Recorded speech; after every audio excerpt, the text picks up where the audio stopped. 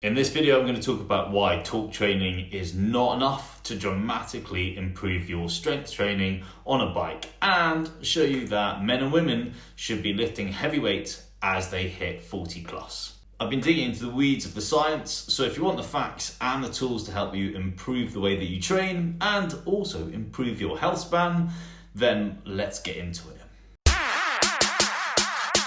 What is talk training? Well, it's low cadence training under body weight, usually performed on a hill, which is designed to strengthen the communication between the brain and the motor neurons in your muscles, leading to more efficient muscle recruitment and force production, and helps you understand better power transference, cadence efficiency, and improves muscle fiber recruitment. That's kind of like a sexy way of saying it's strength training on a bike. Does it work? Well, yes, it does. Is it the most efficient way of making you as strong as you can on your bike? No.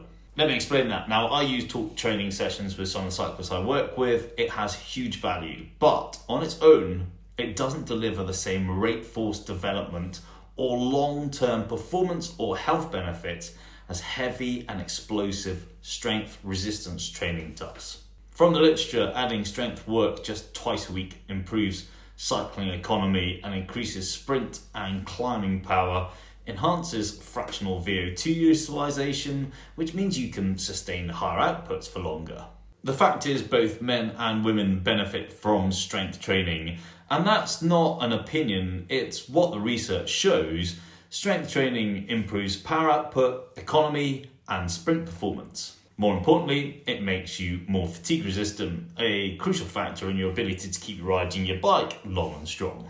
Keep watching, because I'm just about to discuss the difference between men and women in their strength training, or should there actually be any difference in their strength training. I think there's a common misconception and myth from influencers and certain doctors that women need to train completely differently to men. And yes, hormones and life phases matter. Perimenopause, menopause, as well as male andropause play their parts. But physiologically, the adaptations to strength training and endurance training are surprisingly similar between the sexes.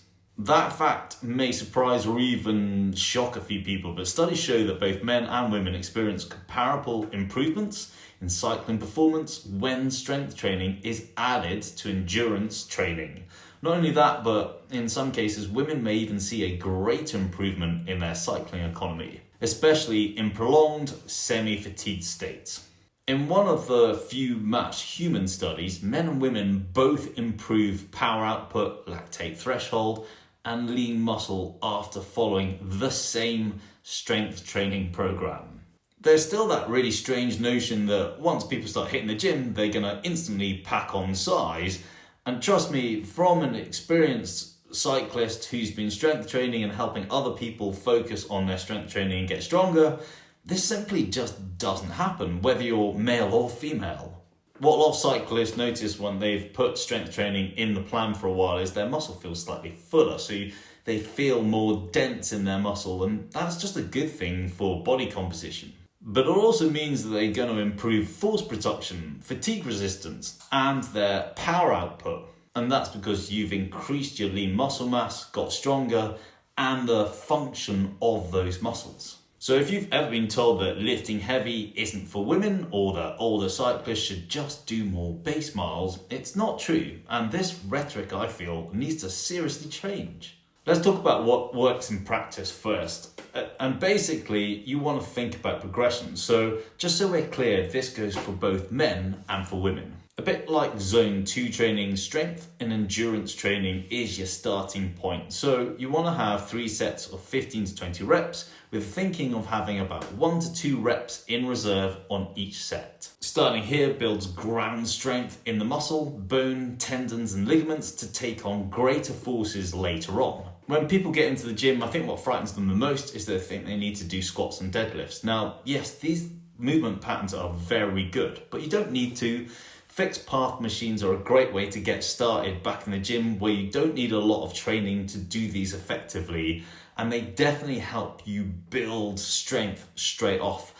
As you get more competent in the gym, You can get a trainer to show you how to do the more complex movements correctly so that when you start adding load onto them, you feel super confident in your ability to execute them with great form. Let's say you've done a 6 to 8 week phase of strength and endurance training. Where do you go next? Well, look, I think you then progress to pure strength training, which is basically lifting heavier and you're doing more sets and less repetitions. So you're doing around about 5 sets to around about 5 to 6 repetitions under load. The exercises don't need to change. They just change in the way that you do them under load. Let's make this uber clear that building ultimate strength needs to be done under load because it's your progression past bodyweight training and the limitations of talk training. This is another area that's full of confusion and in-house fighting, especially when it comes to time-restricted eating. If your goal is to stay lean and strong, then fasting and skipping meals around training actually works against you. We know this to be true from the literature, and when we're looking at master cyclists, so people from 40 and above the way, skipping meals and elongating them out is actually detrimental to us holding on to lean muscle mass. Low energy availability and low carbohydrate training may seem the greatest way to lose body fat, but we know that overall, losing body fat is all about a calorie deficit. And not having enough carbohydrate and calories around training means your training is gonna suck.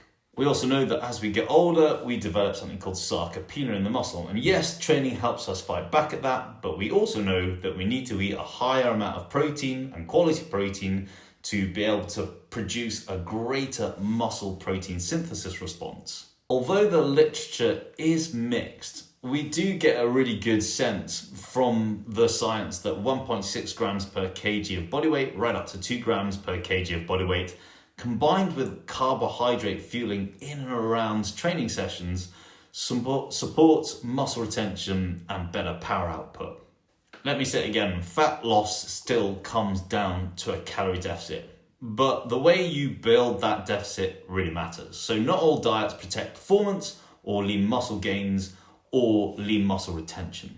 I want you to think about this too, and I think this often gets overlooked in performance circles, and a point I like to make regularly clear is that it's not just about watts and races. Strength training literally helps you live a longer and more active life. A precision paper from the NSCA showed that strength training improves not just joint muscle quality, but bone health, metabolic health, and cognitive resilience. In fact, muscle strength is one of the strongest predictors of longevity and independence in older people. And this is why I think just saying talk training is all we need to do to gain strength on a bike is short-sighted. Because we now know that it's really important for bone health, metabolic health, and your longevity as a human being. I don't know about you, but I want to be in really good shape, not just at the age of 54, but the age of 84, if I get there. And here's the cool thing for women going through different stages of menopause who are postmenopausal. We now know that menopause does not significantly impair hypertrophy. And there's really no significant sex differences in muscle adaptations over 50 years of age. And that's been confirmed right up to the age of 60 years plus. I'll ram this point home, but what I don't see men or women, especially women over the age of 40, going to the gym, I don't see this at all in the gym that I'm working out from. Lifting heavy in the gym. I don't see anybody doing deadlifts, squats, leg press, things of that nature under any great load. And I've certainly never seen any women or men over the age of 40, unless they're coached by me, doing plyometric work in the gym. It just doesn't happen. And here's the thing, if you've taken anything away from this video, you should be thinking, hang on a minute, am I actually training effectively in the gym? Am I just going through the motions? And this is what I often see people doing, and then they say, well, strength training doesn't really work for me.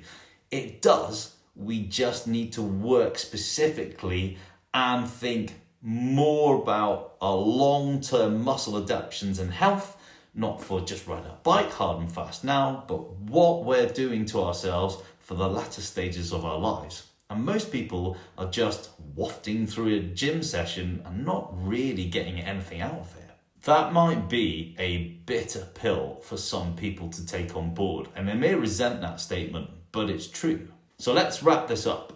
Talk training can be a tool in the toolbox for improving power distribution and climbing efficiency. But when you look at the data, whether you're male or female, 42 or 62, the fundamentals don't change. Strength training and structured nutrition aren't optional. They're essential if you want to increase strength, power, rate force development, and keep riding well and performing at your best and living your strongest life. Righty, that's it for this video. If you want to learn even more about nutrition, then this next series of videos is for you.